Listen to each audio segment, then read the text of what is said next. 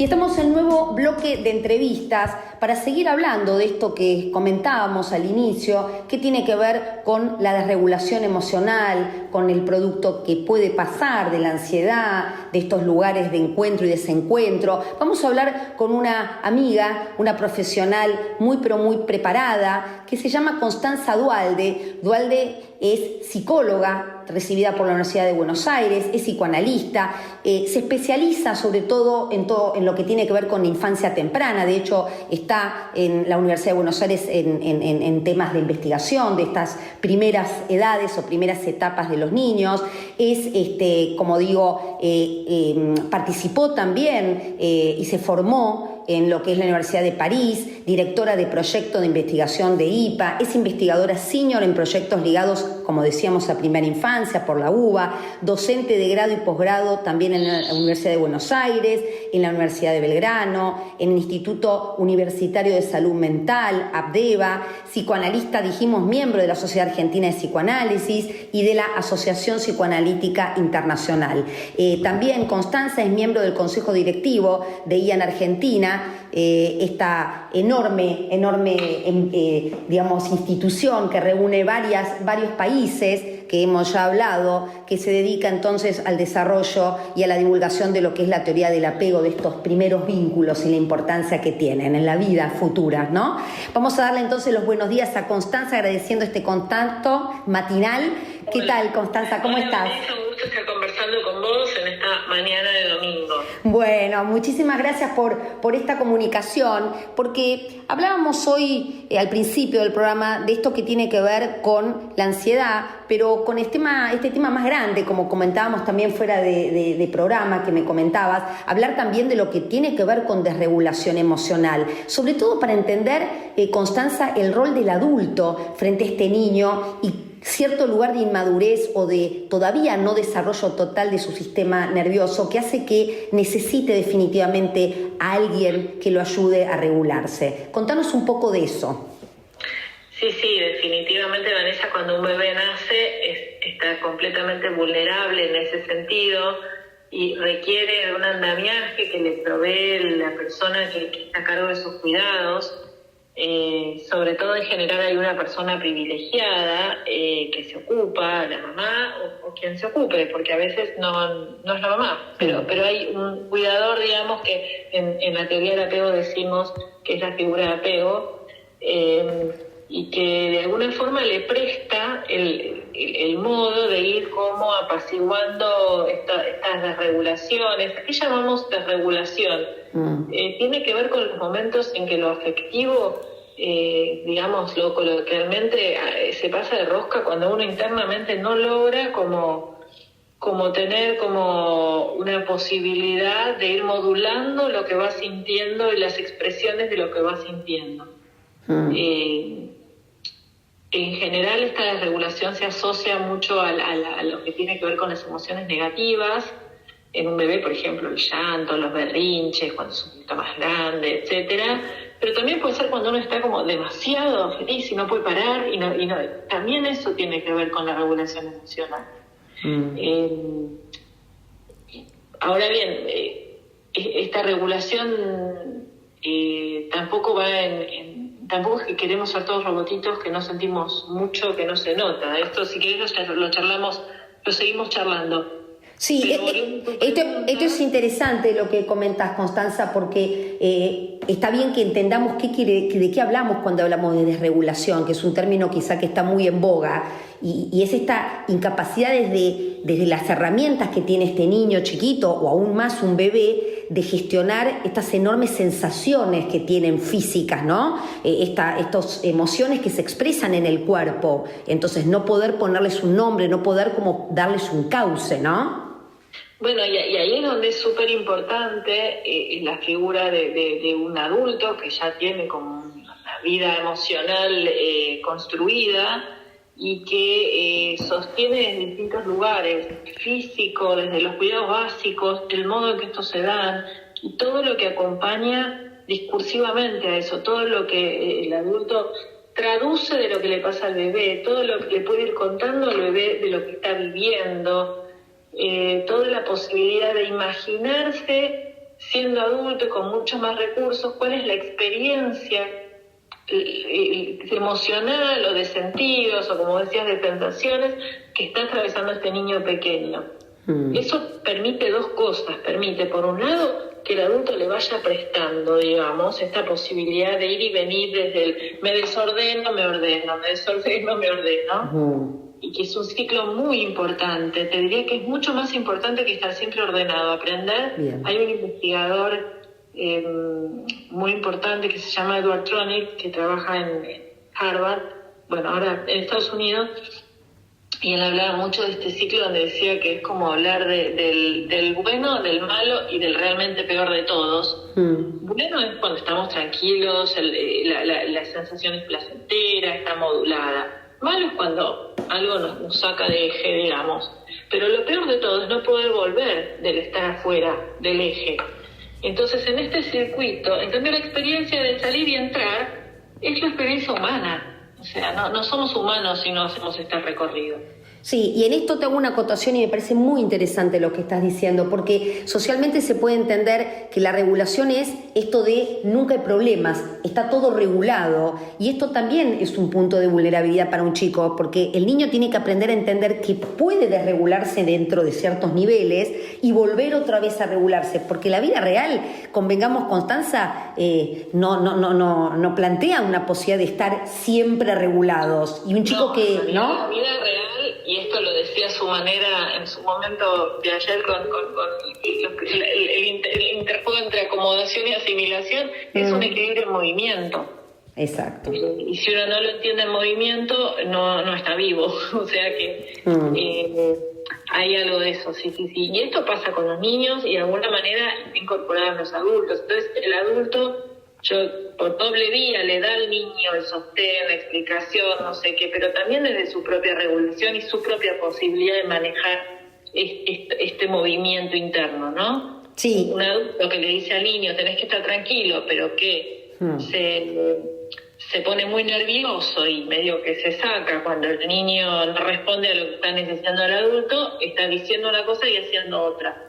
Y el hacer es muy importante en la transmisión con los niños. Sí, sí, esto que decís es interesante, la coherencia y cómo los niños muchas veces entienden más por lo que ven que por lo que escuchan, ¿no?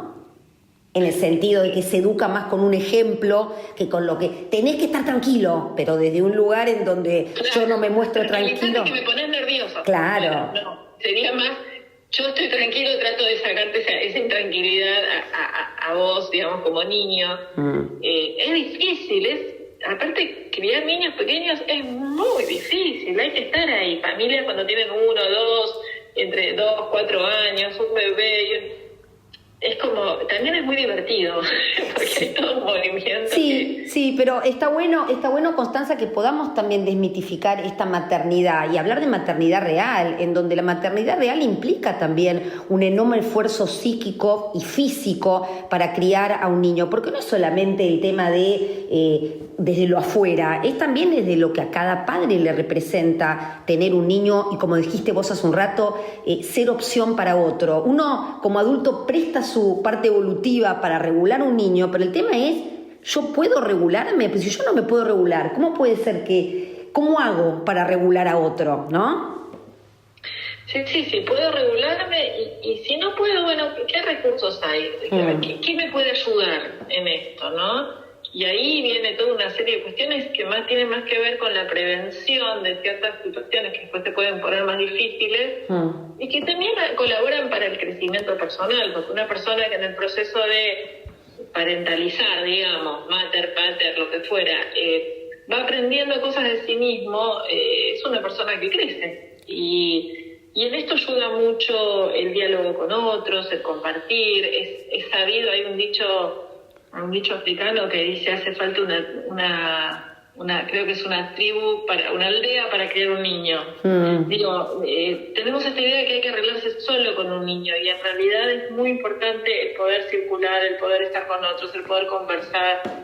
En los grupos, esto es muy común, los papás, mamás que llevan a los chicos a la plaza y empiezan a hacerse amigos de los otros que están llevando a los chicos a la plaza, porque comparten esa realidad. Sí, se cría en tribu, lo que vos dijiste es tan importante, por eso a quienes nos estén escuchando también y por suerte hoy, con la salida de lo que fue el aislamiento, la cuarentena, que fue periodos muy duros para la maternidad sobre todo, ¿no? Y para todos, pero esto de criar tan solos, y hoy por suerte podemos intercambiar y entender que, bueno, que a todos nos costó, a todos nos cuesta, y como decís vos, Constanza, hay formas de ir encontrando la manera de ser posibilidad para otro, primero siendo posibilidad para uno, ¿no? Y hablando de desregulación, pensaba, y bueno, como ejemplo, hablábamos de ansiedad también hoy, entendiendo que, bueno, la ansiedad tiene mala prensa, porque la ansiedad no es mala, es una emoción evolutiva, una emoción que nos ayuda a reorganizar hacia un futuro, hacia algo posible que pueda ser una amenaza, pero que de alguna manera en los niños, quiero y me gustaría que nos cuentes, ¿no? Esta vivencia de ansiedad y cómo desde un lugar adulto podemos ayudar a no, digamos, agrandar esa ansiedad, a poder calmarla cuando aparezca, no evitarla, evidentemente.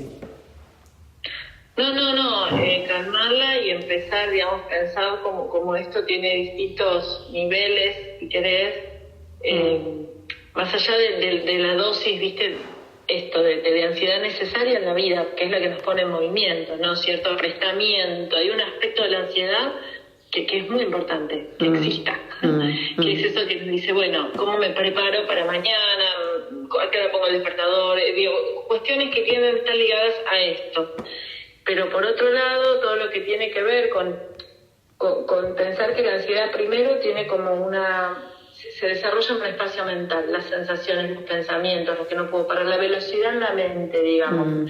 Y después puede irse más hacia otros territorios, como puede ser la forma de manejarse en la vida cotidiana, y a veces los correlatos más corporales, o sea, cuando la ansiedad lo lleva a estar padeciendo, digamos,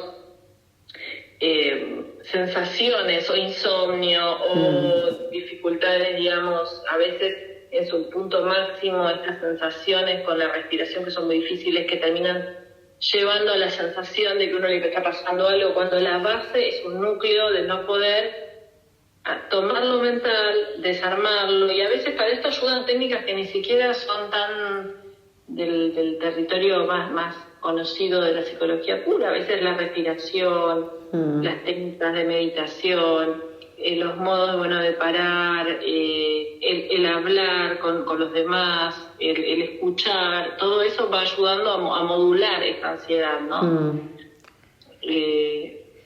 Pero entendiendo esto, que hay una parte de la ansiedad que es necesaria también dentro de la vida, digamos. Sí, y cuando hablamos de niños, ¿no? Y hablamos de ansiedad en donde se va formando quizás cierto patrón, ¿no? O cierta manera, cierta disposición, cierta manera de vincularse.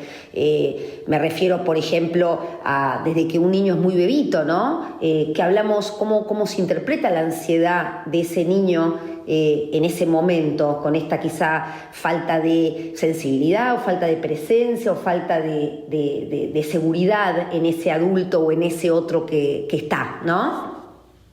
Bueno, hay un aspecto que ahí de nuevo nos ayuda a la teoría del apego, que tiene que ver con modos de vinculación donde no se entiende de todo qué hay que hacer para que el otro, digamos, o el otro de verdad venga en auxilio para calmar, o sea, lo que a uno, al bebé, al niño, lo altera, ¿no? Entonces hay como modalidades donde no está muy seguro el niño de si el adulto va a estar ahí o no cuando lo necesite, pero además quizás son estilos de adultos que funcionan más, o sea, acuden más al auxilio del niño cuando la expresión del niño de dificultad es mayor, es como exagerada, con más ruido, ¿no? Entonces se crea un modelo donde para que venga la calma primero tengo que hacer más desorden. Y esto es un circuito que se da muchas veces cuando el adulto también a su vez tiene este estilo. De hecho se llama estilo de apego ansioso ambivalente, ansioso, donde no puedo alargar del todo el otro, pero no sé si después va a estar ahí. Entonces esto tiene más que ver con la ansiedad en la relación de no poder separarse, de cómo se genera como dificultad en dar espacio para ir y venir, porque tengo que estar controlando, viendo si el otro va a estar ahí cuando yo lo necesite. en ese punto es muy importante la disponibilidad del adulto sin estar encima del niño. O sea, estar ahí cuando se requiere sin estar anticipando demasiado, como medio pasito atrás de lo que se necesita. Solo medio, cuestión de que enseguida uno puede estar, pero no sobre ofertar, ni tampoco responder solo cuando hay todo este ruido, ¿no? Porque va generando un modelo que después quizás se complica en ese sentido. Sí, esto que hablamos de pertinencia, ¿no? Esto de poder encontrar, ver al otro, ¿no? Ver al otro como un otro y tratar de entender cómo me relaciono con el otro como las necesidades del otro. Entonces, poder no estar demasiado encima, que implique que el niño pueda pensar que hay un riesgo, que el mundo es inseguro, que solo no puede, ¿no? Y tampoco estar tan lejos en donde el niño cuando necesita aprende, y no por una interacción, sino por muchas, pero que esa figura no va a estar cuando la necesite, y ahí es cuando no tiene capacidad quizá de regular su ansiedad. Claro, porque es cómo lograr que siendo pequeños incorporemos adentro nuestro la sensación y la tranquilidad de que si de verdad se necesita, va a estar ahí esta ayuda. Claro. Y entonces no es necesario llamarla como Pedrito el Lobo, digamos, por demás, y entonces uno va requiriendo menos. Pero el origen de esto, Vanessa, es muy interesante, y esto acude a una creencia popular que va muy en lo contrario, es que en los primerísimos momentos es muy importante acudir al llamado del niño. O sea, hay una investigación que se hizo a lo largo de todo el primer año de vida, donde iban los investigadores a visitar las casas de madres con bebés muy pequeños, y entre otras cosas estudiaban un poco cuánto tardaba, es una investigación del equipo de Mary Ainsworth, cuánto tardaban en responder estas mamás al llamado del niño cuando lloraba, cuando no estaba, bueno, es lo que hace un bebé, llora para llamar a su mamá. Y el preconcepto es que cuanto uno menos acuda rápidamente, cuando los bebés son muy chiquitos, más independientes, entre comillas, van a ser después.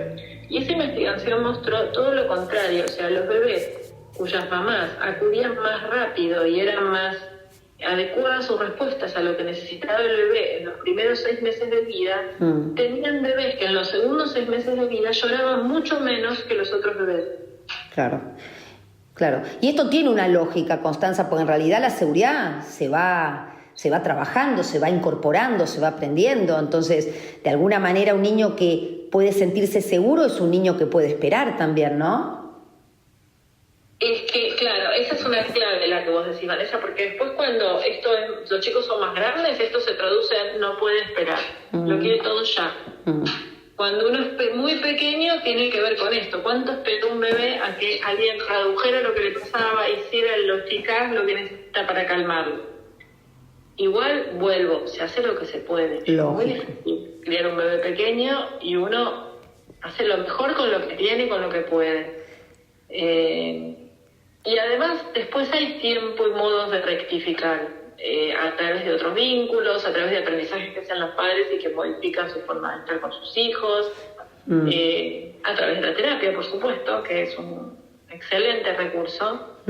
Sí, pero igual está bueno esto que planteas, Constanza, porque estos mitos sociales de no lo tengas mucho tiempo UPA porque lo vas a malcriar, esto que decís, dale tiempo y no vayas directo, estamos hablando de bebés muy chiquitos, dale tiempo para que espere, así aprende. Me parece que son derribar estos mitos a través de lo que tiene que ver con la investigación, en donde evidentemente no es lo mismo hacer esperar a un niño de 5 años, de 4 años, que a un bebé que realmente no puede todavía, ¿no? Yo te agregaría algo acá. Sí.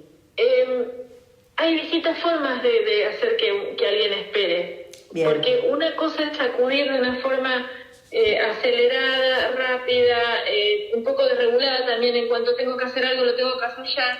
Otra es hacer esperar en la medida en que uno puede ir conversando. Para los niños está el canal de contacto físico directo, pero también está la voz. Entonces una mamá puede ir acudiendo a lo que necesita el bebé, decirle lo que cree que le pasa, acercarse, tomarlo, y después ir alejando un poquito estas respuestas, no dejándolo solo. O sea, dejarlo solo nunca es una buena opción, Bien. pero hay distintas maneras de acercarse, en modos, en velocidad, en lo que fuera. Sí, es interesante esto que planteas, porque también tenemos que entender de qué hablamos de regulación, de qué hablamos de niveles de ansiedad muy difíciles para poder regular. Cuando hablamos de diferentes etapas o ciclos vitales, no es lo mismo un bebé recién nacido que un niño de 2 años, que un niño de 5, ¿no? Eso también es interesante poder entender. No es lo mismo un adolescente que también necesita regulación, y esto sepámoslo todos, también un adolescente necesita regulación, pero no es lo mismo el adolescente que un bebé recién nacido. Es decir, tenemos que tratar de ir siendo esto suficientemente buenas y siendo más innecesarias en cierto lugar, ¿no? Bueno, en el adolescente en particular, a veces pasa que los adultos oscilan entre no poder tolerar esta separación que pone el adolescente, la importancia que les da a sus pares, entonces estar muy encima, o frente a esta situación alejarse mucho, como diciendo, bueno, ahora ya no me necesitas. Claro. Y el adolescente, es bueno entenderlo, genera vínculos muy fuertes en los que se juegan mucho. Estas regulaciones se empiezan a dar con los amigos. Pero eso no quiere decir que el adulto no tenga un rol muy importante ahí, como un paso atrás para cuando esto no es suficiente o cuando esto está fallando. ¿Sí? Es como estar cerca. De nuevo, el truco siempre es esto, es estar disponible sin estar encima. Está bueno, y estar disponible sin estar encima, y entender que es estar encima también para lo que necesite ese niño, porque vemos casos de mucha sobreprotección que explotan, sobre todo cuando el niño empieza a vincularse socialmente, cuando tiene que despegar, y entonces también es aprender qué es lo que cada niño, que es un ser humano único y irrepetible, y por eso tampoco la idea desde acá es dar una receta, ¿no? Porque cada niño tiene y va formando su personalidad más allá de lo del medio, también con lo que trae, ¿no? Sí, es interesante esto que dices, además, porque y si arrancamos hablando de los bebés, no hay ni siquiera hay 2 bebés iguales. Uno diría, son todos iguales. No son iguales los bebés. Hay distintas formas de la sensibilidad, y eso es algo muy personal y que en general es algo a lo que no le damos mucha importancia. Como hasta el modo en que oímos, en que sentimos la temperatura, el modo en que vemos, es diferente para cada persona, y eso construye también una base diferente desde el inicio.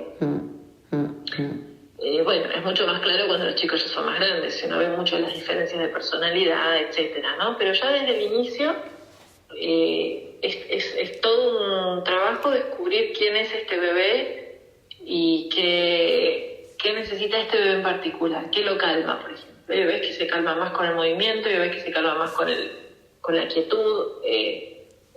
Es como que mucho trabajo, porque hay como que sintonizar todos los recursos que tenemos para ver, bueno, quién es este extraño que entró a la casa, que es este bebé. Claro. Cómo se va a ir construyendo la cosa a partir de reconocer quién es.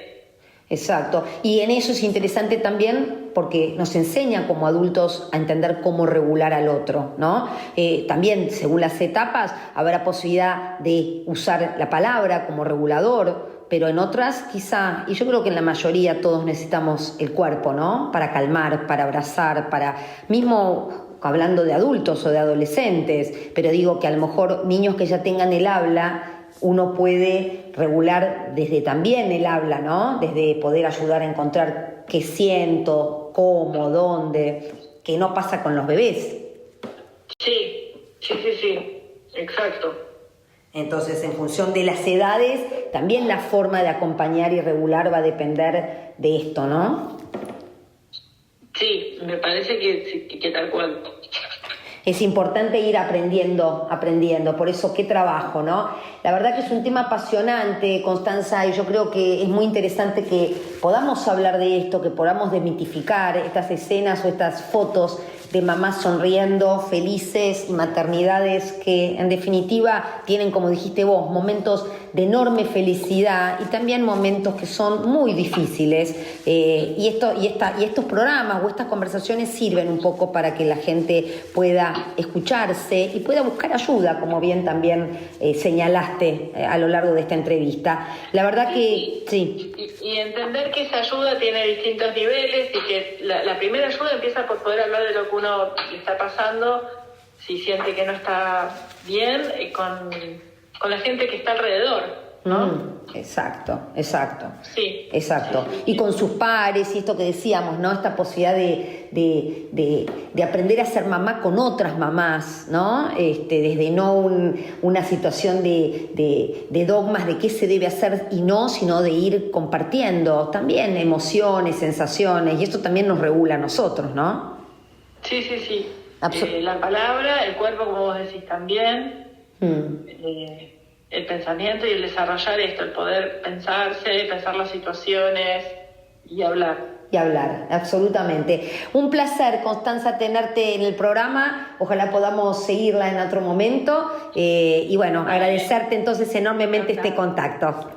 Bueno, Vanessa, te mando un saludo. Bueno, muchísimas gracias. Estuvimos entonces hablando con Constanza Duhalde, psicóloga y especialista en teoría del apego y en estos vínculos tempranos.